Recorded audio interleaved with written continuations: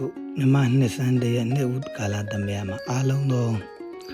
ဓမ္မမိတ်ဆွေပေါင်းတော်ကောင်းတို့မင်္ဂလာပါလို့နှုတ်ခွန်းဆက်ပါတယ်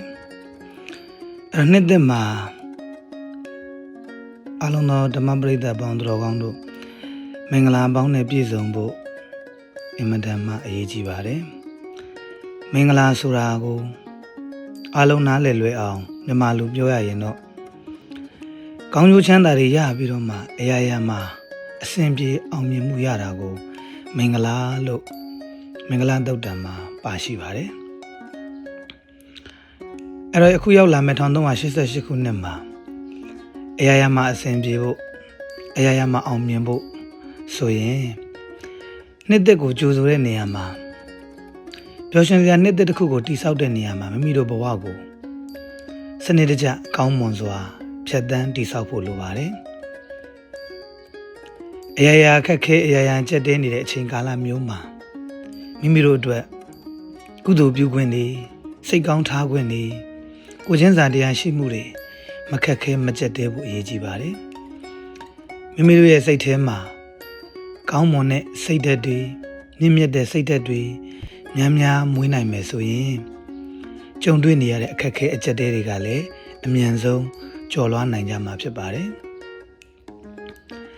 မြတ်ဗုဒ္ဓရဲ့အဆုံးအမအလိုရဆိုရင်တော့ဘဝကိုကောင်းကောင်းမွန်မွန်အစဉ်ပြေပြေဖြတ်သန်းခြင်းနဲ့မင်္ဂလာရှိရှိဖြတ်သန်းခြင်းနဲ့ဆိုရင်တော့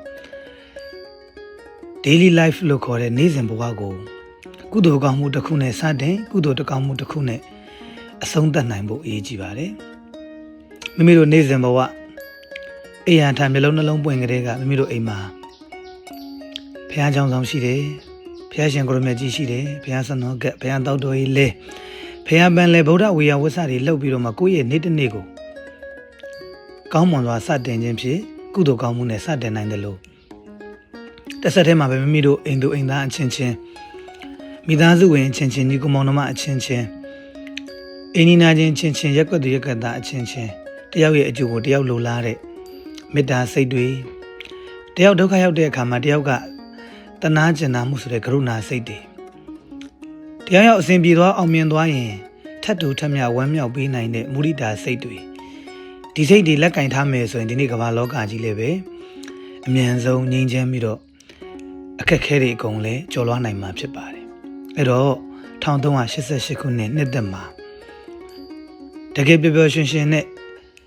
မင်္ဂလာရှိရှိဖြတ်သန်းခြင်းနဲ့ဆိုရင်ကိုယ့်ရဲ့နေ့စဉ်ဘဝကိုကုသိုလ်ကောင်းမှုနဲ့စတင်ကုသိုလ်ကောင်းမှုနဲ့အဆုံးသတ်ဖို့လိုပါတယ်အဲ့လိုပဲညအိယံဝန်ခံဒီမှာမိမိတို့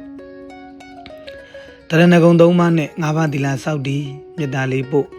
စိတ်ထဲမှာရှိတဲ့အခက်အခဲအကျက်တဲတွေကိုခေါင်းထဲမှာမိတ်ပြီးတော့မှစိတ်ရှင်းရှင်းနဲ့နေ့တစ်နေ့ကိုအဆုံးသတ်မယ်ဆိုရင်တနေ့ချင်းစီဖြတ်သန်းသွားမယ်ဆိုရင်1388ခုနှစ်ဆိုတဲ့နှစ်တကြီးတစ်ခုလုံးဟာလည်းပဲကောင်းမွန်တဲ့နှစ်မင်္ဂလာရှိတဲ့နှစ်အရာရာအစဉ်ပြေပြီးတော့ကြံစီသမျှတွေအောင်မြင်တဲ့နှစ်ဖြစ်မယ်ဆိုတာကိုမိတို့အနေနဲ့ယုံကြည်ကြည်နဲ့ဒီနေ့နဲ့စတဲ့ကစလို့ကိုယ့်ရဲ့နှစ်သက်ကိုကြိုးဆိုတဲ့နေ့ကိုယ့်ရဲ့နေ့စဉ်ဘဝတိုင်းမှာကုသိုလ်ကောင်းမှုလေးတွေပါအောင်ဖြတ်သန်းနိုင်ပြီကိုရရှိတဲ့ကုသိုလ်ကောင်းမှုတွေကိုကြုံတွေ့ရတဲ့ကောင်းတဲ့အခြေအနေတွေကိုသူများကို share လုပ်မျှဝေပြီးတော့မှကောင်းမွန်တဲ့လူသားတွေဖြစ်အောင်နေထိုင်ခြင်းဖြစ်